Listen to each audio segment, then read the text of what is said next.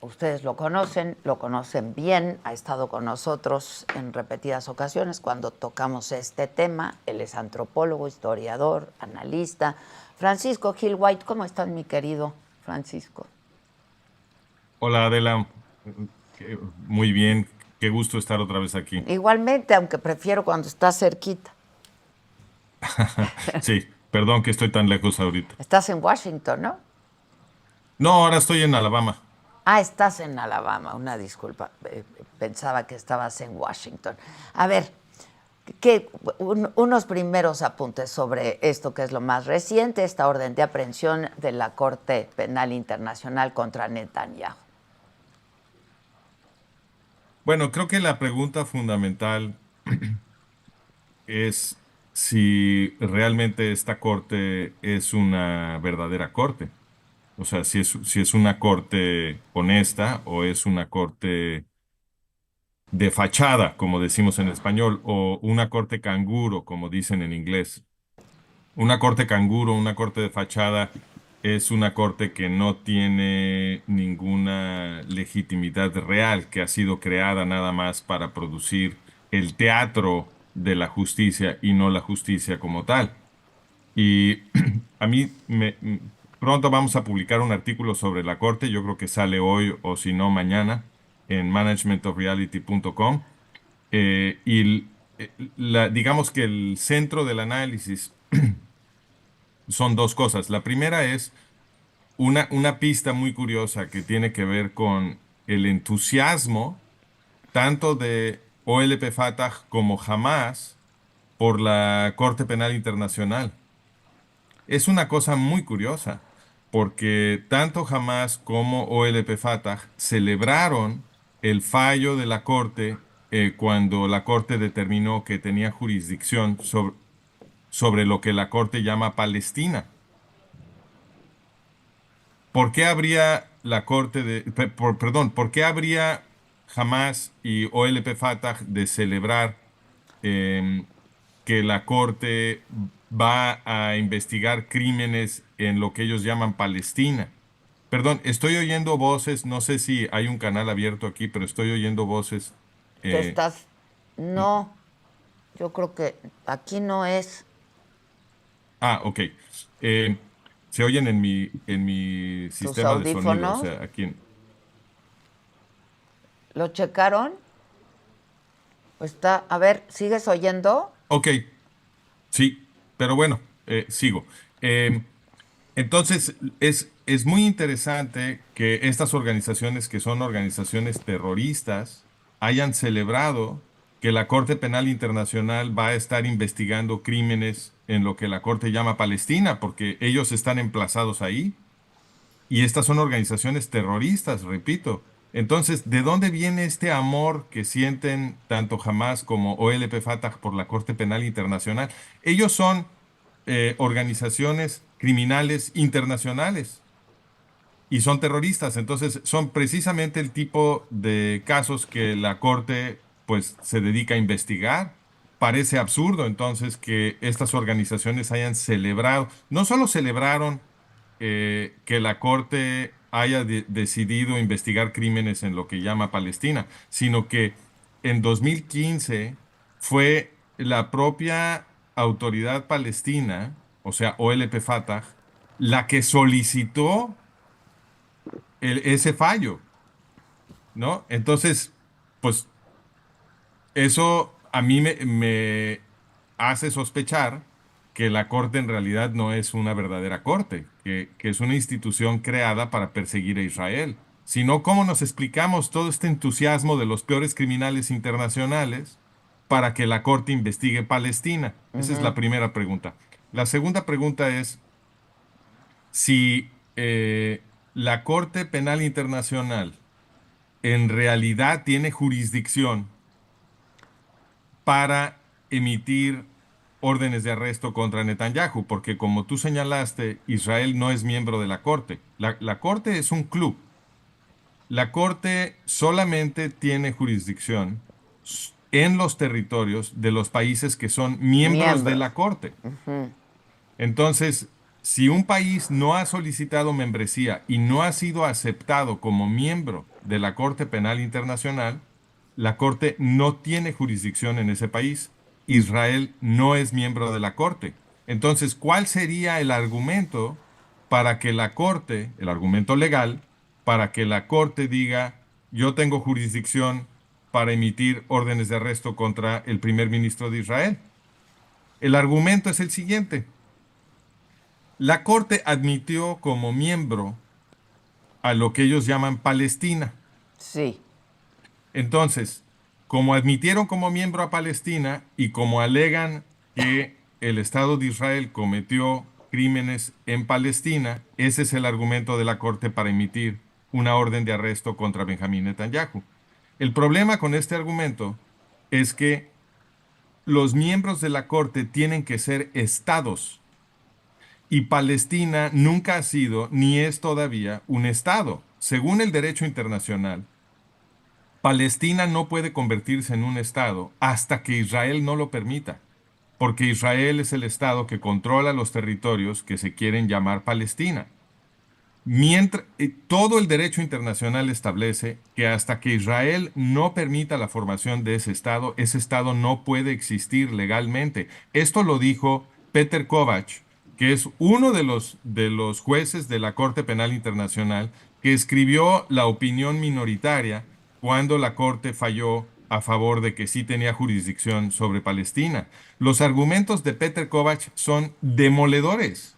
Hizo trizas la opinión de Fatou Bensouda, que en ese momento era la fiscal en jefe de la Corte Penal Internacional. Ahora ha sido sustituida por Karim Khan. Pero en ese fallo, en el que la Corte se adjudicó jurisdicción sobre lo que llama Palestina, alegaron que Palestina era un estado, pero no tenían ningún argumento para alegar que Palestina era un estado. Por lo tanto, la inclusión de Palestina en la Corte Penal Internacional nunca fue legal y todo lo que sigue a esa inclusión tampoco es legal y entonces estamos hablando de una corte canguro.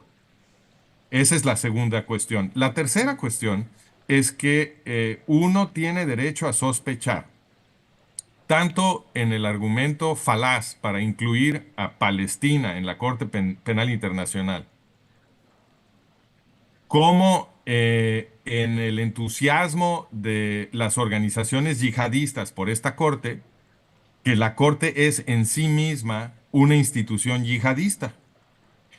Y O- esa sospecha se ve apoyada en el hecho notorio de que tanto Fatou Bensouda, la anterior eh, fiscal en jefe, como Karim Khan son ambos musulmanes. Todo esto se ve muy irregular y muy sospechoso. Y para nada sugiere que el proceso legal y la institución misma son honestas y razonables.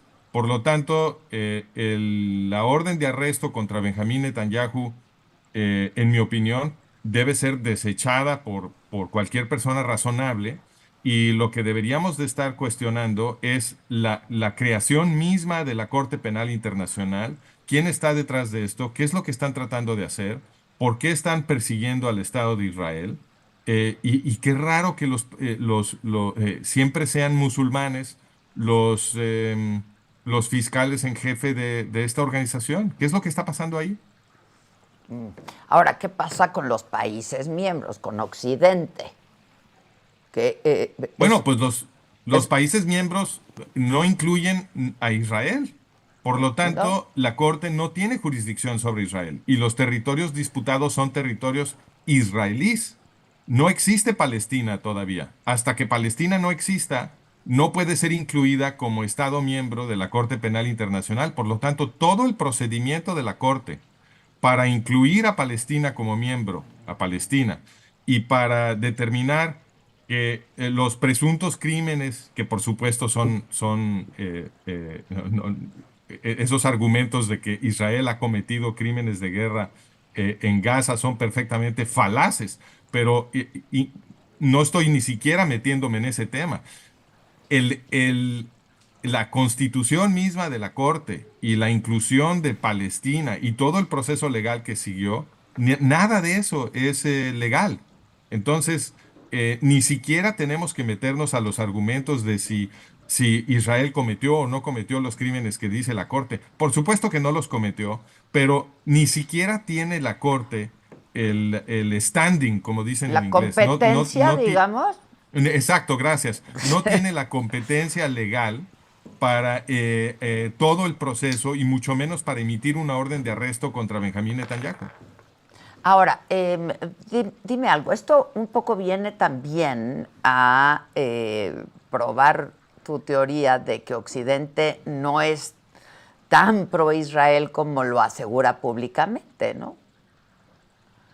Eso tienes toda la razón, Porque de eso porque hablamos la vez pasada, ¿te acuerdas? así es, los jefes de los países occidentales han apoyado la creación de la Corte, han apoyado el proceso pseudolegal de la Corte para condenar a Israel y están otra vez apoyando esta orden de arresto que emitió la Corte contra Netanyahu y contra Gallant. Entonces, como tú dices, todo esto es más evidencia de que aquí hay una actitud y una intención anti-israelí, antisemita, y un poco deja al descubierto, una vez que se analiza todo este proceso pseudolegal, queda al descubierto la verdadera intención de estos gobernantes en los países occidentales. Ahora, esto le quita movilidad al primer ministro, ¿no? Pues Pues digo, le vuelve imposible a Netanyahu viajar a los países en exactamente. donde... ajá, Puede ir a Estados Unidos, ¿no? sí,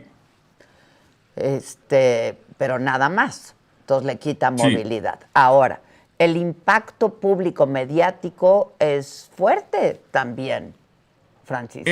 En mi opinión, esa es la razón principal de hacer todo esto. A ver, Porque la gente escucha Corte Penal Internacional y se imagina que esa es una institución seria. Porque uno dice corte, wow, pues las cortes se dedican a la justicia es algo bueno. Es una corte internacional, wow, pues entonces, perdón, es una corte penal, entonces, bueno, pues si es una corte penal, están persiguiendo crímenes y deben de estar persiguiendo los peores crímenes, ¿no? Y además es internacional.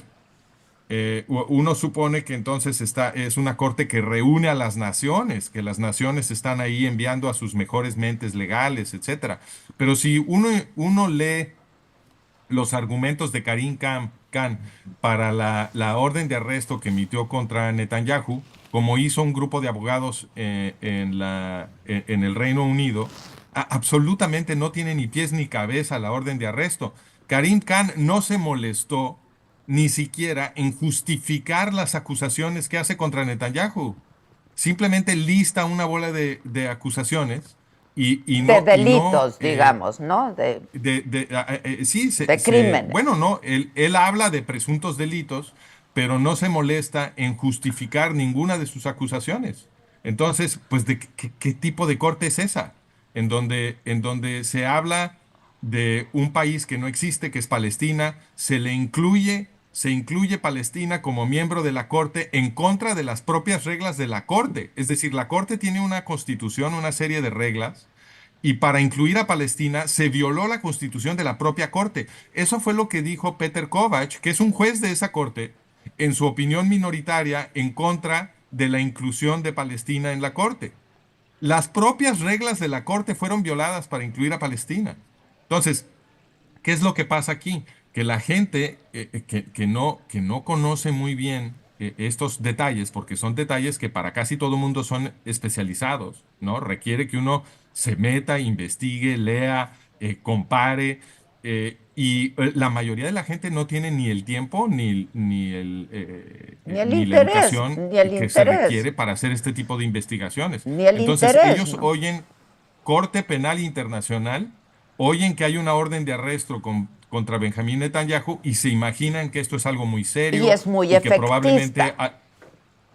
¿Perdón? Es muy efectista. Sí, se imaginan que esta es una corte seria y que hay un procedimiento serio detrás, y entonces imaginan que por lo tanto Israel y Netanyahu y Galant sí deben de haber cometido estos crímenes, ¿no? Porque hay un viejo dicho en México que dice, calumnia que algo queda. Y eso es lo que está pasando aquí. Si se hace esta acusación y se hace con una institución que suena muy seria, que es la Corte Penal Internacional, mucha gente concluye que lo que está acusando la Corte es cierto y eso contribuye, por supuesto, al desprestigio de Israel, que en mi opinión es la verdadera razón de crear la Corte y la verdadera razón de incluir a Palestina y la verdadera razón de emitir esta orden de arresto.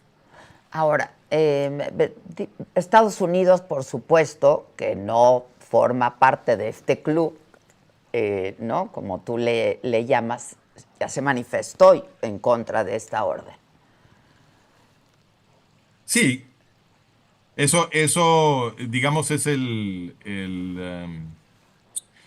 es la jugada obligada de los jefes en Estados Unidos para preservar la impresión de que supuestamente apoyan a Israel. Los jefes en Estados Unidos siempre hacen este tipo de gestos simbólicos para que la gente se convenza de que Estados Unidos está apoyando a Israel. Pero como hemos dicho en tu programa muchas veces, lo que realmente determina si los jefes gringos están a favor o en contra de la seguridad del Estado de Israel son los comportamientos que realmente importan, los que cuestan miles de millones de dólares y los que tienen un impacto sobre la estructura geopolítica de la seguridad de Israel. Y cuando analizamos esas acciones de los jefes gringos, lo que vemos es que están siempre socavando la seguridad israelí. Están enviando armas a Arabia Saudita, armas a Egipto, armas al Líbano, dinero a Irán, dinero a Hamas, dinero a la autoridad palestina, que en realidad es OLP Fatah, todos terroristas. Entonces, y además, cuando Israel se defiende del peor ataque terrorista que ha sufrido, todo el tiempo están pidiendo cese al fuego y que la respuesta israelí sea proporcionada y que se pongan a negociar, etcétera, etcétera. Todo el tiempo. Y ahora le están negando armamento. Estados Unidos le está negando armamento a Israel. Entonces, cuando analizamos las cosas que son materiales para la seguridad israelí y no gestos simbólicos de decir alguna cosa que no les cuesta nada, lo que vemos es una política bastante consistente y bastante dramática de socavar la seguridad israelí. Ok, ¿y qué va a pasar con la llegada de Donald Trump de nuevo a la Casa Blanca? ¿Qué ves, Paco? Pues mira, hay que esperar a ver.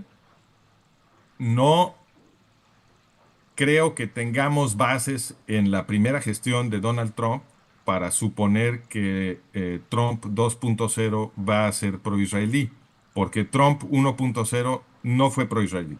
Entonces, tenemos, por ejemplo, que el primer acto de Estado de Donald Trump, luego de ser inaugurado la primera vez, fue viajar a Arabia Saudita para besar la mano del rey Fahd y anunciar que le iban a dar miles de millones de dólares en armamento adicionales, a punto que Arabia Saudita ya era el país que más armamento había recibido de Estados Unidos en toda la historia.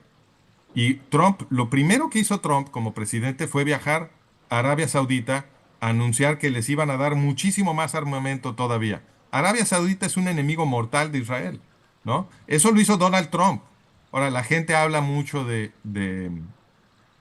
los acuerdos de Abraham y que supuestamente eso fue muy pro-israelí. ¿Por qué? ¿Por qué esa interpretación? Tenemos un acuerdo de paz entre Israel y Egipto y sabemos que ese acuerdo de paz no fue un acuerdo de paz honesto por parte de Egipto. Egipto, Egipto ha estado armándose hasta los dientes con el dinero que le llega de Estados Unidos, es un dinero anual, muchísimo dinero, equivale a dos terceras partes más o menos de lo que recibe Israel de Estados Unidos. Y todo ese dinero se lo gasta Egipto en armamento. ¿Contra quién va a usar ese armamento que no sea Israel? Y ya vimos ahora que se descubrió es decir, cuando Israel controló finalmente el corredor de Filadelfia, en la frontera de Gaza con Egipto, se descubrió que había más de 150 túneles ahí comunicando Egipto con Gaza y por ahí está fluyendo, obviamente, armamento, víveres, dinero, rehenes, los jefes de Hamas por ahí se escapan, etcétera. Entonces, ya vimos todo eso. Eso quiere decir que cuando los estados musulmanes firman acuerdos de paz con Israel, están mintiendo. Entonces, ¿por qué vamos a creer que los acuerdos de Abraham son honestos? Si los están firmando estados yihadistas como Emiratos Árabes Unidos, que es un estado yihadista donde trabajan una multitud gigantesca de esclavos, ¿no? Y los yihadistas tienen en su historia jurídica, en su jurisprudencia, que un musulmán tiene derecho a mentirle a los infieles. Cuando un musulmán firma un acuerdo con los infieles, les puede mentir porque son sucios infieles.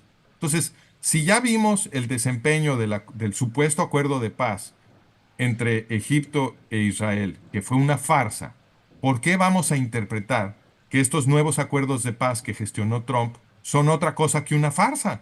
¿Y cuál es la consecuencia de esos acuerdos? Que ahora Estados Unidos está armando a Emiratos Árabes Unidos. Esto es increíble. Otro dato que yo podría mencionar es que son las cosas que no hizo Trump, que eran muy fáciles de hacer para defender a Israel. Una es que Trump no presionó a Qatar para que cambiara su política, que ha sido financiar a los movimientos terroristas antisemitas. Qatar se ha convertido en el principal financiero de los movimientos terroristas antisemitas. Trump no hizo nada para cambiar eso y lo puede hacer muy fácilmente porque Qatar no puede existir sin Estados Sí. Unidos. Es una pequeña península de arena imposible de defender, con las reservas de gas más grandes del mundo, por lo cual es suculenta para Arabia Saudita, Irán, el que se lo quiera comer. Entonces, Qatar no puede existir si no está ahí una base militar gringa, que es la base militar más importante de Estados Unidos en Oriente Medio. Por lo cual, el gobierno de Estados Unidos simplemente le puede decir a Qatar lo que va a hacer, como ya demostró Biden, porque hace unas semanas Biden le dijo a Qatar que tenía que sacar a los directivos de Hamas de Qatar y Qatar dijo, ok, van para afuera, lo cual demuestra que Qatar es una colonia de Estados Unidos, pero Trump no hizo absolutamente nada para impedir que Qatar continuara financiando el movimiento terrorista internacional contra Israel. Otra cosa que no hizo Trump fue informar al público occidental, al público israelí, a la diáspora judía, a todo mundo, la historia de OLP Fatah. Porque informar sobre la historia de OLP Fatah, lo que ahora llamamos la Autoridad Palestina, hubiera destruido por completo toda la narrativa anti-israelí. Porque OLP Fatah fue creada por Haj Amin al-Husseini, que es uno de los máximos líderes del Holocausto, de la solución final de los nazis. Es el padre fundador del movimiento árabe palestino y fue un alto nazi. Y OLP Fatah es la creadora de Irán, del Irán yihadista de Ayatollah Khomeini. Ellos entrenaron y armaron hasta los dientes a los guerrillas de Khomeini y le crearon sus instituciones yihadistas a Khomeini. Y Irán es el estado que promete repetir la solución final en Israel.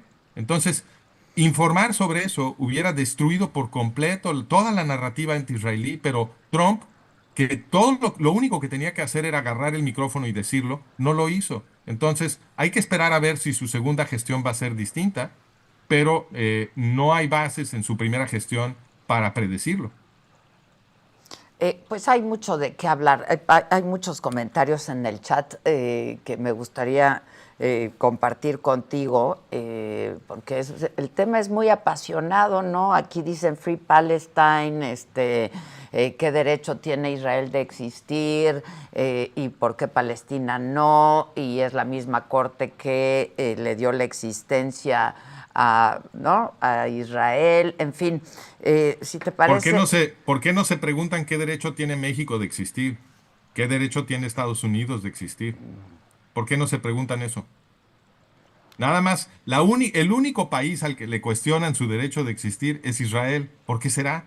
¿No será antisemitismo? Y Porque el derecho de México de existir nadie lo cuestiona. déjame El provocarte un derecho de poco. Estados Unidos nadie lo cuestiona. Déjame provocarte un poco. ¿Por qué no tiene Palestina el derecho a existir? Bueno, Palestina como tal nunca ha Sí, existido. entiendo. Entonces, Palestina, el nombre Palestina es un nombre que inventaron los romanos en el siglo segundo, y lo inventaron porque estaban haciendo una limpieza étnica de los judíos en la tierra de los judíos, en lo que había sido la provincia de Judea. Y ese nombre Palestina quiere decir tierra de los filisteos. Cuando los romanos inventaron el nombre Palestina, los filisteos tenían siglos de no existir. Entonces es un nombre totalmente inventado que corresponde a un pueblo que inclusive en el siglo segundo ya tenía tiempo de haber dejado de existir. Los filisteos son básicamente griegos, no tienen nada que ver con el pueblo árabe. Después, cuando los musulmanes cometieron genocidio en el Levante y se apoderaron de la tierra de los judíos, vemos que ya para cuando esa tierra se vuelve posesión del Imperio Otomano, nadie llama a ninguna parte de ese lugar Palestina y nadie se llama a sí mismo palestino. Ese nombre fue reintroducido a la zona por los infieles colonialistas, imperialistas extranjeros europeos, por los británicos. Y entonces la OLP, que es la Organización para la Liberación de Palestina, en su constitución original de 1964, tenía que definir las fronteras de Palestina. ¿Y cómo crees que las definió? Dijo, Palestina tiene las fronteras que dibujaron los británicos. Sí, O sea que lo la hemos tierra ancestral platicado de los antes. palestinos, los que conocen las fronteras de la supuesta tierra ancestral del presunto pueblo palestino, son los infieles extranjeros colonialistas imperialistas. Qué cosa más absurda. Eso demuestra que no hay ninguna Palestina, es una ficción creada para atacar a los judíos. Alguien más dice por aquí, ahora resulta que Israel es un pueblo de paz y ellos las víctimas. No sabría yo qué contestar a semejante tontería. Resulta que los palestinos son el pueblo de paz. Los árabes palestinos de Gaza que cometieron un ataque genocida contra los judíos israelíes el 7 de octubre de 2023, ¿ese es el pueblo de paz? Israel no es un pueblo de paz. Israel que cuando fue atacado con un ataque genocida en 1967, y de todas maneras ganó la guerra y capturó muchísimo territorio de los países genocidas que la habían atacado. Inmediatamente después de ganar esa guerra, le ofreció esos territorios de regreso a los países musulmanes que habían intentado exterminar a los judíos israelíes. Y lo único que pidió a cambio Israel fue que firmaran un papelito diciendo que ya no iban a intentar exterminar a los judíos israelíes. Fue todo lo que pidió y les iba a regresar sus territorios. Pero eso no sucedió porque los países árabes no quisieron firmar. No querían prometer que iban a dejar de tratar de exterminar a los judíos israelíes. Obviamente, el país que es atacado con un ataque genocida, que consigue capturar territorio de los atacantes, les ofrece los territorios de regreso a cambio nada más de un papelito que prometa paz. Obviamente ese es el país de paz. Y los países que tratan de exterminar a su población, esos son los países de guerra. Finalmente, a reserva de que a tu regreso vengas para acá y a ver si ya alguien que piense distinto a ti quiere venir, ¿no? Dice Mauricio Icaza, tú Adela eres judía y obvio vas a defender y hablar a favor de Israel, igual tus invitados y comentaristas. Vuelvo a repetirte y a preguntarte, mi querido Paco Gil, ¿eres judío? Yo sí, yo siempre he dicho la verdad. ¿Tú eres judío?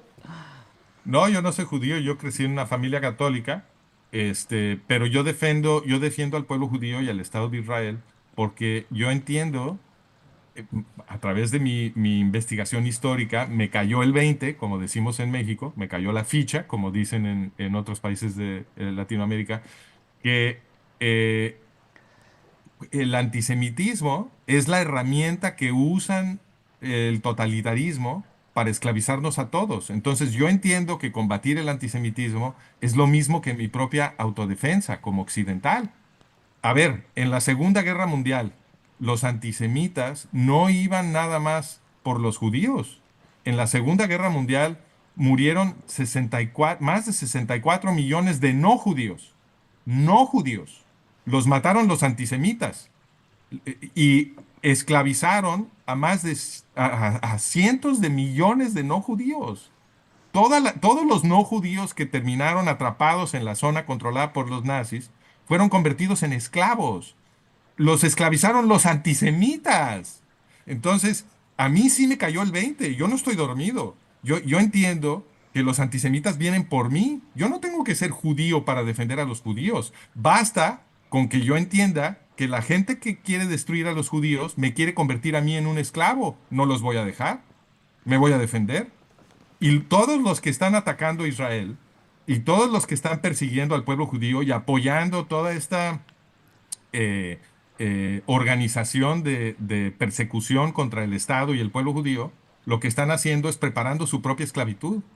Y para entenderlo, lo único que tienen que hacer es conocer la Segunda Guerra Mundial. Ni siquiera tienen que conocer toda la historia de Occidente.